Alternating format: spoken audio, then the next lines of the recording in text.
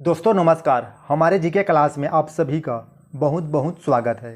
दोस्तों यदि आप छत्तीसगढ़ शिक्षक पात्रता परीक्षा उत्तीर्ण होना चाहते हो तो हमारे यूट्यूब चैनल को सब्सक्राइब जरूर कीजिए, क्योंकि दोस्तों मैं आप लोगों के लिए विगत 4 वर्षों का प्रश्न पत्र लेकर आने वाला हूं।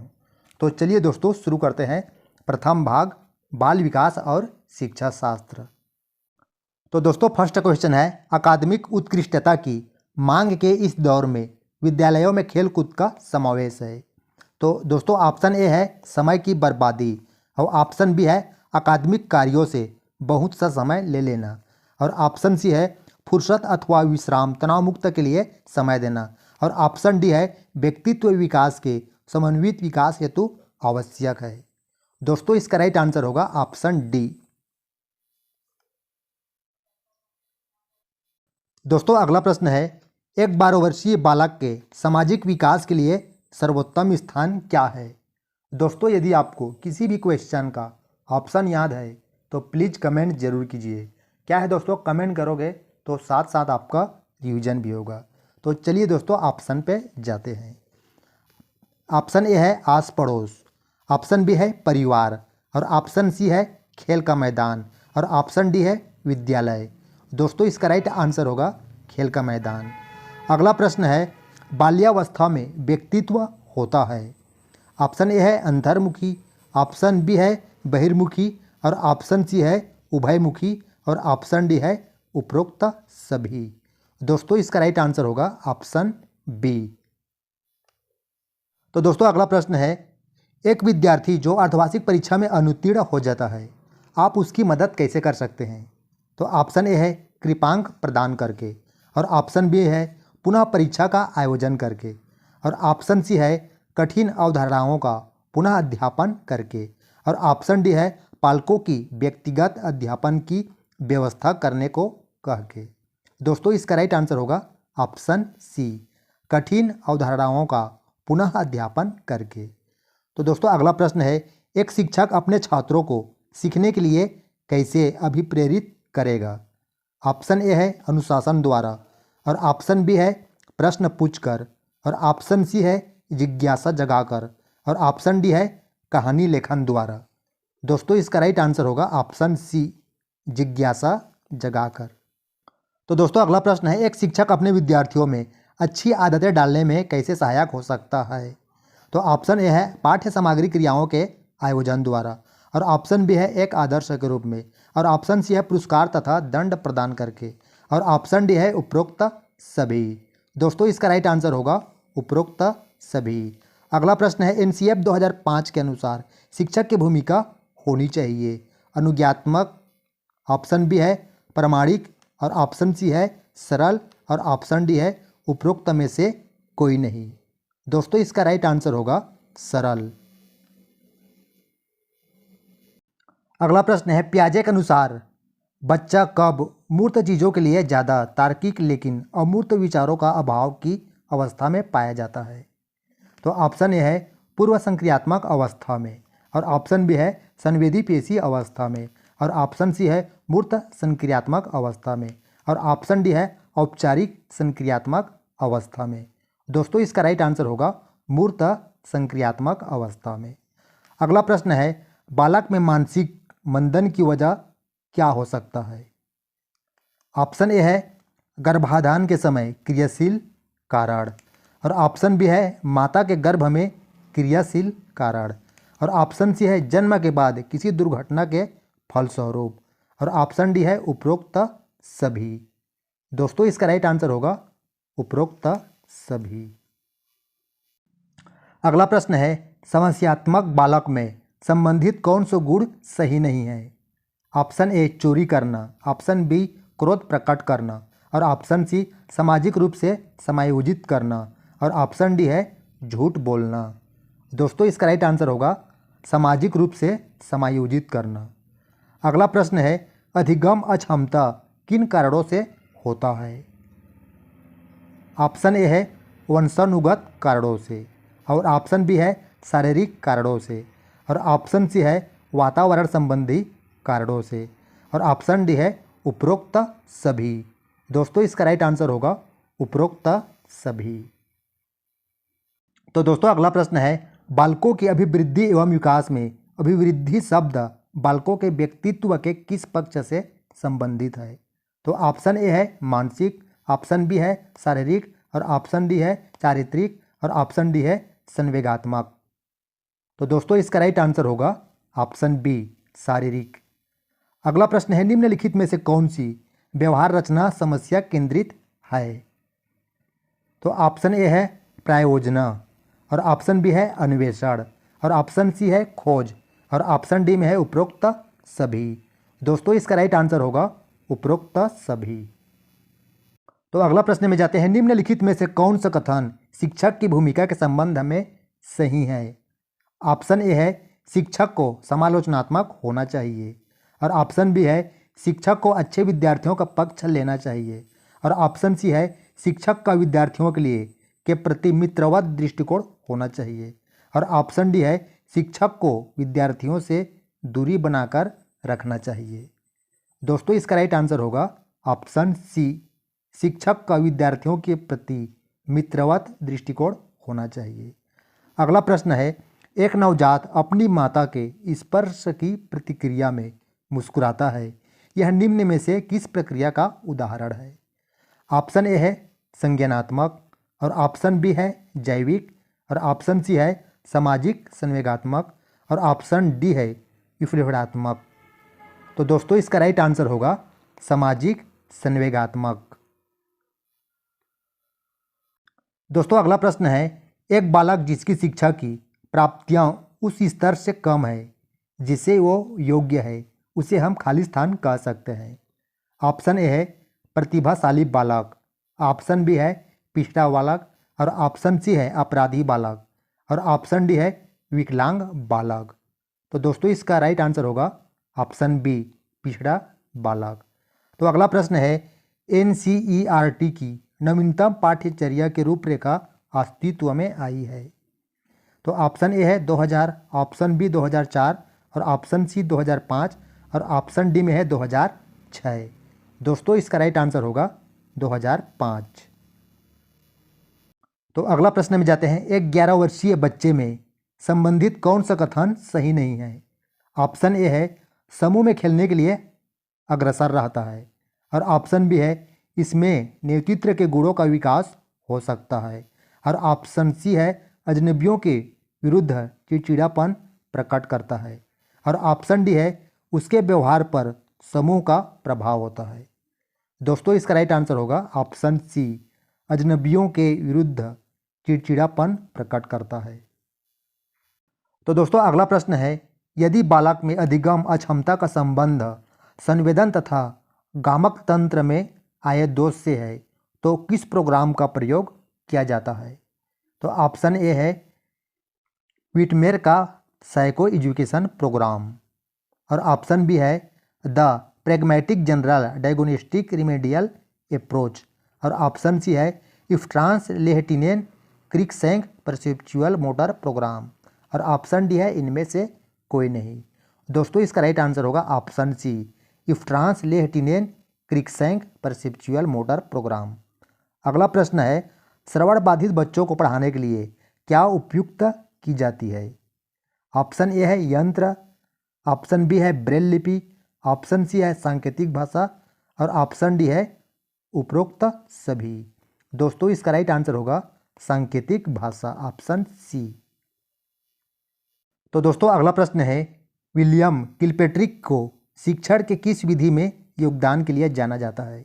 तो ऑप्शन ए है व्याख्यान विधि से, और ऑप्शन बी है प्रोजेक्ट विधि, और ऑप्शन सी है खेल विधि, और ऑप्शन डी है वैज्ञानिक विधि। दोस्तों इसका राइट आंसर होगा प्रोजेक्ट विधि से जाना जाता है। अगला प्रश्न है, किशोरावस्था को सर्वोत्तम प्रकार से परिभाषित करने वाला एक शब्द है परिवर्तन। वह परिवर्तन शारीरिक, सामाजिक एवं मनोवैज्ञानिक है। यह कथन किसका है? तो ऑप्शन ए है बिगी एवं हंट का, और ऑप्शन बी है किलपैट्रिक का, और ऑप्शन सी है जर्शील्ड का, और ऑप्शन डी है हरलॉक का। दोस्तों इसका राइट आंसर होगा ऑप्शन ए बिगी एवं हंट का। तो दोस्तों अगला प्रश्न है, बच्चों के खाली स्थान को उनके व्यवहार के चिन्हों जैसे तनाव, बेचैनी और हकलानों में जाना जा सकता है। तो ऑप्शन रहेगा बुद्धि, और बी में है सृजनात्मक, और सी में है संवेगों, और डी में है परिपक्वता। तो दोस्तों इसका राइट आंसर होगा ऑप्शन सी, संवेगों। अगला प्रश्न है, 5 वर्ष का बच्चा पहली बार चिड़ियाघर में ऊँट को देखकर कहता है घोड़ा। यह उदाहरण संज्ञानात्मक योजना में किस सुधार की प्रक्रिया को प्रदर्शित करता है? ऑप्शन ए है समावेशीकरण, और ऑप्शन बी है समायोजन, और ऑप्शन सी है संरक्षण, और ऑप्शन डी है क्रमिकता। तो दोस्तों इसका राइट आंसर होगा ऑप्शन ए, समावेशीकरण।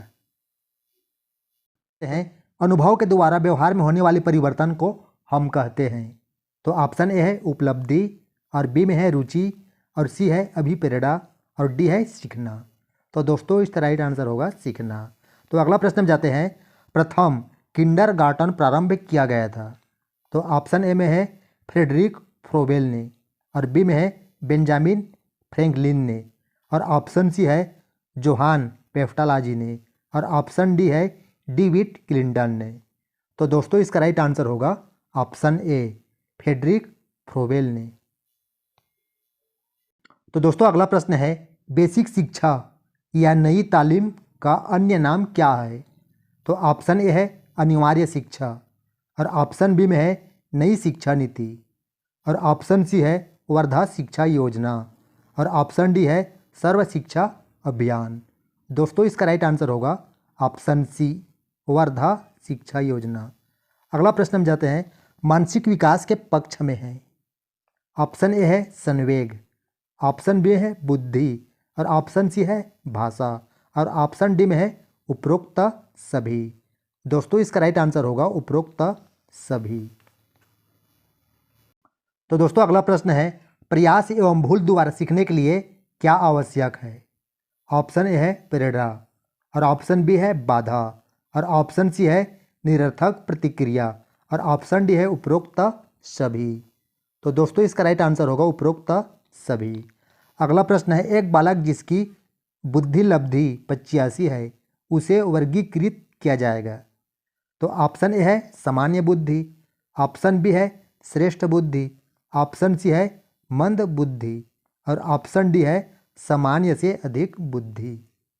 दोस्तों इसका राइट आंसर होगा मंद बुद्धि। तो अगला है दोस्तों 2022 का ओल्ड प्रश्न पत्र। तो चलिए शुरू करते हैं फर्स्ट क्वेश्चन, नैतिक विकास को परिभाषित करने वाले मनोवैज्ञानिक कौन थे? तो ऑप्शन ए है पावलोव, और ऑप्शन बी है मैकगल, और ऑप्शन सी है पियाजे, और ऑप्शन डी है उपरोक्त में से कोई नहीं। दोस्तों इसका राइट आंसर होगा उपरोक्त में से कोई नहीं, ऑप्शन डी। अगला प्रश्न है, एनी सुलियन जिन्होंने हेलन केलर के ट्विटर के रूप में कार्य किया किससे पीड़ित थी? तो ऑप्शन ए है हड्डी रोग विकलांगता, और ऑप्शन बी में है भाषाई दोष मंदता, और ऑप्शन सी है मानसिक मंदता, और ऑप्शन डी है दृश्य हानि। दोस्तों इसका राइट आंसर होगा ऑप्शन डी, दृश्य हानि। तो दोस्तों अगला प्रश्न है, पियाजे के सिद्धांत में एक प्रक्रिया जो धारणाओं और अनुभव के बीच, पुराने और नए के बीच संतुलन बनाने वाली क्रिया को जाना जाता है। पहला है आत्मसातीकरण, और बी है समंजन, और सी है ज्ञान भंग अशांति, और डी है संतुलन। तो इसका राइट आंसर होगा संतुलन। तो दोस्तों अगला प्रश्न है, पियाजे के अनुसार संज्ञानात्मक विकास की दूसरी अवस्था कौन सी है? ऑप्शन ए है संवेदी प्रेरक अवस्था काल, और ऑप्शन बी में है औपचारिक संक्रिया काल, और ऑप्शन सी है वाक संक्रिया काल, और ऑप्शन डी है मूर्त संक्रिया काल। दोस्तों इसका राइट आंसर होगा ऑप्शन डी। तो दोस्तों अगला प्रश्न है, पियाजे के अनुसार संज्ञानात्मक विकास की दूसरी अवस्था कौन सी है? तो ऑप्शन ए है संवेदी प्रेरक अवस्था काल, ऑप्शन बी में है औपचारिक प्रक्रिया काल, और ऑप्शन सी है वाक संक्रिया प्रक्रिया काल, और ऑप्शन डी है मूर्त संक्रिया काल। दोस्तों इसका राइट आंसर होगा ऑप्शन सी, वाक संक्रिया काल। दोस्तों अगला प्रश्न है, विशेष शिक्षा के सिद्धांत में शामिल है। तो ऑप्शन ए है प्रतिबंधात्मक वातावरण, और ऑप्शन बी है माता पिता की न्यूनतम भागीदारी एवं सहभागिता, और ऑप्शन सी है गैर भेदभावपूर्ण पहचान और मूल्यांकन, और ऑप्शन डी है सार्वजनिक शिक्षा पर रोक। तो दोस्तों इसका राइट आंसर होगा ऑप्शन सी, गैर भेदभावपूर्ण पहचान और मूल्यांकन। तो अगला प्रश्न है 2 से 8 वर्ष की आयु के बच्चों के लिए विकास के पैटर्न में मोटर, सामाजिक, भावनात्मक, संवेदनात्मक के साथ शामिल है। तो ऑप्शन क्या होगा? ऑप्शन ए है अनुकूल क्षमता या कौशल, ऑप्शन बी है संप्रेषण क्षमता या कौशल, और ऑप्शन सी है भाषाई क्षमता या कौशल, और ऑप्शन डी है लेखन क्षमता व कौशल। दोस्तों इसका राइट आंसर होगा भाषाई क्षमता का कौशल। तो दोस्तों अगला प्रश्न है शिक्षक अधिकार 2009 के अनुसार विशेष आवश्यकता वाले बच्चों को पढ़ाना चाहिए। ऑप्शन ए है व्यावसायिक प्रशिक्षण केंद्रों में जो उन्हें जीवन कौशल के लिए तैयार करेंगे, ऑप्शन बी है आवश्यक सहायता प्रदान करते हुए घर पर उनके माता पिता और देखभाल करने वालों के साथ, और ऑप्शन सी है उनकी व्यक्तिगत आवश्यकताओं को पूरा करने के प्रावधानों के साथ समावेशी शिक्षा व्यवस्था में, और ऑप्शन डी है विशेष रूप से उनके लिए बनाए गए विशेष स्कूलों में। तो दोस्तों इसका राइट आंसर होगा ऑप्शन सी, उनकी व्यक्तिगत आवश्यकताओं को पूरा करने के प्रावधानों के साथ समावेशी शिक्षा व्यवस्था में। तो अगला प्रश्न है किस प्रकार का मूल्यांकन विशेष आवश्यकता वाले बच्चों की पहचान करता है? तो ऑप्शन ए है प्लेसमेंट, और ऑप्शन बी है योगात्मक, और ऑप्शन सी है निरंतर, और ऑप्शन डी में है डायग्नोस्टिक। तो इसका राइट आंसर होगा ऑप्शन डी, डायग्नोस्टिक। अगला प्रश्न है निम्नलिखित में से किसने अधिगम का सिद्धांत प्रतिपादित नहीं किया है? तो ऑप्शन ए है थॉर्नडाइक, ऑप्शन बी है स्किनर, और ऑप्शन सी है कोहलर, और ऑप्शन डी है B.S. ब्लूम। दोस्तों इसका राइट आंसर होगा ऑप्शन डी, B.S. ब्लूम। तो दोस्तों अगला प्रश्न है मोटरसाइकिल में व्यक्तिगत भिन्नताएं होती है फिर भी मोटर विकास का क्रम से खाली स्थान क्रम में होता है। तो इसका ऑप्शन ए में है समीपस्थ शीर्षपुच्छक, और दोस्तों ऑप्शन बी है सकल मोटर विकास और ठीक मोटर विकास, और ऑप्शन है सी है ठीक मोटर विकास और सकल मोटर विकास, ऑप्शन डी है शीर्षपुच्छक समीपस्थ। दोस्तों इसका राइट आंसर होगा ऑप्शन बी, सकल मोटर विकास और ठीक मोटर विकास। अगला प्रश्न है एक कार्य के दौरान मनीषा स्वयं से इस बारे में बात कर रही है कि वह किस प्रकार कार्य को आगे बढ़ा सकती है। भाषा और विचार पर लेवाइगोत्स्की के अनुसार इस प्रकार का निजी भाषण किसका संकेत है? तो ऑप्शन ए है स्वनियमन, और ऑप्शन बी है आत्मकेंद्रिता, और ऑप्शन सी में है मनोवैज्ञानिक विकार, और ऑप्शन डी है संज्ञानात्मक अपरिपक्वता। तो दोस्तों इसका राइट आंसर होगा ऑप्शन ए, स्वनियमन। तो अगला प्रश्न है विशेष कठिनाइयों, मानसिक स्वास्थ्य के मुद्दों, विशिष्ट अक्षमताओं वाले विद्यार्थियों की शिक्षा पद्धति और अभ्यास का वर्णन करने के लिए सामान्यतः किस शब्द का प्रयोग किया जाता है? तो ऑप्शन ए है एकीकृत शिक्षा, ऑप्शन बी है विकलांगों के लिए शिक्षा, ऑप्शन सी समावेशी शिक्षा, और ऑप्शन डी विशेष शिक्षा। दोस्तों इसका राइट आंसर होगा विशेष शिक्षा। तो चलिए अगले प्रश्न में जाते हैं। यह कहा जाता है कि विकास एक कभी न समाप्त होने वाली प्रक्रिया है, इसे निम्नलिखित में से किसके द्वारा परिभाषित करती है? तो ऑप्शन ए है अंतःक्रिया का सिद्धांत, और ऑप्शन बी है निरंतरता का सिद्धांत, और ऑप्शन सी है अंतः संबंध का सिद्धांत, और ऑप्शन डी है एकीकरण का सिद्धांत। तो दोस्तों इसका राइट आंसर होगा निरंतरता का सिद्धांत। अगला प्रश्न है व्यक्तित्व को मापने की विधि थीमेटिक अपरसेप्शन टेस्ट क्या है? तो ऑप्शन ए है व्यक्तिनिष्ठ तकनीकी, और ऑप्शन बी है वस्तुनिष्ठ तकनीकी, और ऑप्शन सी है प्रक्षेपण तकनीकी, और ऑप्शन डी है प्रयोगात्मक तकनीकी। दोस्तों इसका राइट आंसर होगा ऑप्शन सी, प्रक्षेपण तकनीकी। तो दोस्तों अगला प्रश्न है विकास के निम्नलिखित सिद्धांतों में से कौन सा सिद्धांत गलत है? ऑप्शन ए है विकास के व्यक्तित्व की भिन्नता होती है, और ऑप्शन बी है विकास संयोग का परिणाम होता है, और ऑप्शन सी है यह एक सतत प्रक्रिया है, और ऑप्शन डी है यह अनुमानित है। तो दोस्तों इसका राइट आंसर होगा बी, विकास संयोग का परिणाम होता है। अगला प्रश्न है विकास का अर्थ है। तो ऑप्शन ए है परिवर्तनों की प्रगतिशील श्रृंखला और ऑप्शन बी है अभिप्रेरणा के परिणाम स्वरूप परिवर्तनों की प्रगतिशील श्रृंखला और ऑप्शन सी में है अभिप्रेरणा और अनुभव के परिणाम स्वरूप परिवर्तनों की प्रगतिशील श्रृंखला और ऑप्शन डी है परिपक्वता और अनुभव के परिणाम स्वरूप परिवर्तनों की श्रृंखला। दोस्तों इसका राइट आंसर होगा ऑप्शन डी परिपक्वता और अनुभव के परिणाम स्वरूप परिवर्तनों की श्रृंखला। तो चलिए दोस्तों अगले प्रश्न में जाते हैं। विद्रोह की भावना की प्रवृत्ति निम्नलिखित में से किस अवस्था से संबंधित है? तो ऑप्शन ए है बाल्यावस्था, ऑप्शन बी है शैशवावस्था और ऑप्शन सी है पूर्व किशोरावस्था और ऑप्शन डी है मध्य किशोरावस्था। तो इसका राइट आंसर होगा ऑप्शन सी पूर्व किशोरावस्था। अगला प्रश्न है विकास की किस अवधि को अत्यधिक दबाव और तनाव का काल कहा जाता है? ऑप्शन ए है किशोरावस्था, ऑप्शन बी बाल्यावस्था और ऑप्शन सी है वयस्कावस्था और ऑप्शन डी है शैशवावस्था। तो दोस्तों इसका राइट आंसर होगा ऑप्शन ए किशोरावस्था। तो दोस्तों अगला प्रश्न है स्मृति स्तर और समझ स्तर के शिक्षण मॉडल के लिए रिटेक्स में कौन सा चरण प्रमुख है? तो ऑप्शन ए है योजना, ऑप्शन बी है अन्वेषण, ऑप्शन सी में दिया है सामान्यकरण और ऑप्शन डी है प्रस्तुतिकरण। दोस्तों इसका राइट आंसर होगा अन्वेषण। तो चलिए अगले प्रश्न में जाते हैं।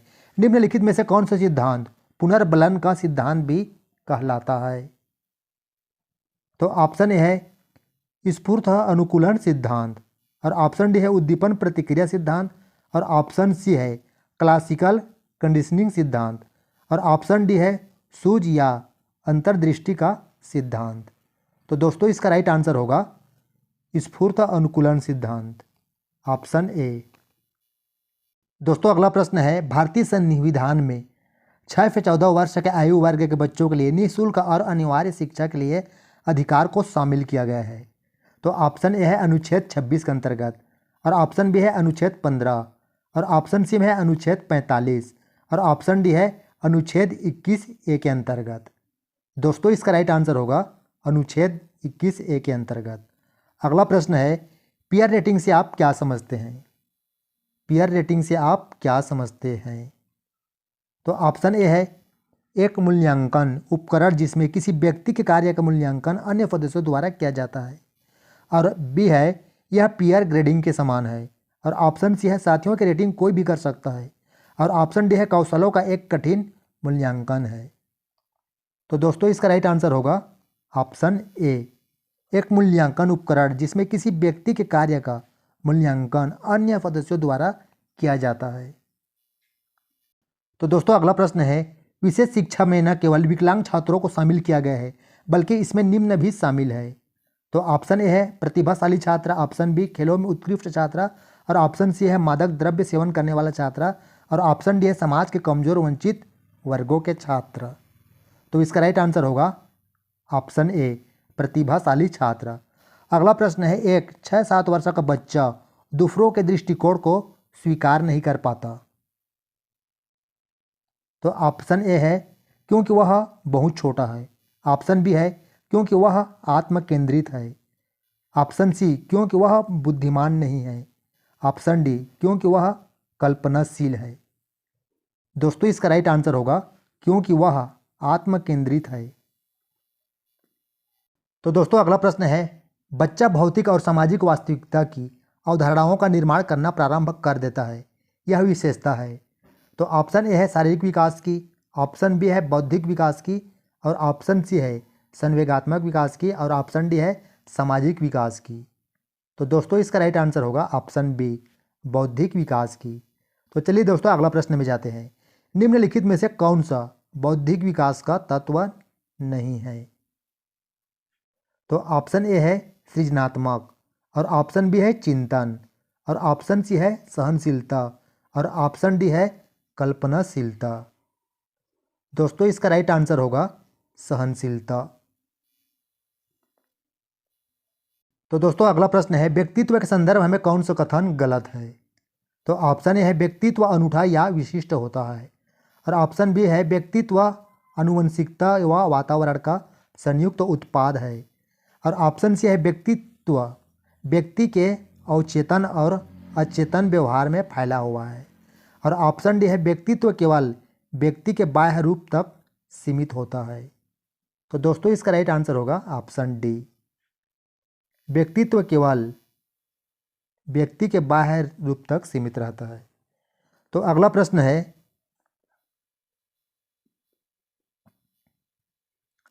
है, निम्नलिखित में से कौन सा एक बच्चे के सामाजिक विकास को प्रभावित करने वाला व्यक्तिगत कारक नहीं है? तो ऑप्शन ए है साथी समूह, और ऑप्शन बी है स्वास्थ्य, और ऑप्शन सी है संवेग, और ऑप्शन डी है बुद्धि। दोस्तों इसका राइट आंसर होगा ऑप्शन ए, साथी समूह। तो दोस्तों अगला प्रश्न है, लॉरेंस कोहलबर्ग के अनुसार एक कार्य संपादित करना व कुछ करना दूसरे उसे स्वीकार करते हैं नैतिकता के खालिस्तान चरण का प्रतिनिधित्व करता है। तो दोस्तों इसमें खालिस्तान में क्या आना चाहिए? तो ऑप्शन ए है पारंपरिक, और ऑप्शन बी है पोस्ट पारंपरिक, और ऑप्शन सी है औपचारिक पारंपरिक, और ऑप्शन डी है पूर्व पारंपरिक। तो दोस्तों इसका राइट आंसर होगा ऑप्शन ए, पारंपरिक। तो अगला प्रश्न हम जाते हैं, दिव्या को 3 पेन दिखाए गए, वह अवलोकन करती है कि पेन ए पेन बी से लंबा है और पेन बी पेन सी से लंबा है। जब दिव्या ने अनुमान लगाया कि ए सी से लंबा पेन है तो वह जिन पियाजे के संज्ञानात्मक विकास की कौन सी विशेषता प्रदर्शित कर रही है? ऑप्शन ए है क्रमबद्धता, और ऑप्शन बी है संरक्षण, और ऑप्शन सी है सकर्मक विचार, और ऑप्शन डी है काल्पनिक निगमनात्मक तार्किकता। दोस्तों इसका राइट आंसर होगा ऑप्शन सी, सकर्मक विचार।